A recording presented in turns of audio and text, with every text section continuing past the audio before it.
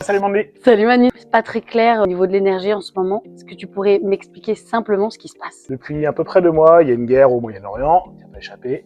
Il y a eu des conséquences avec le blocage du détroit d'Ormuz.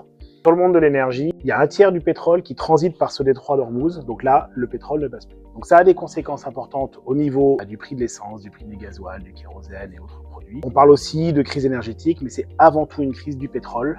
Sur le gaz, il y en a un petit peu, mais c'est beaucoup moins important, donc les conséquences sont beaucoup plus faibles. Et l'électricité, aujourd'hui, c'est quasiment pas touché au niveau de cette région. Et du coup, alors moi en tant que particulier, est-ce que j'ai quelque chose à faire, à checker sur ma facture?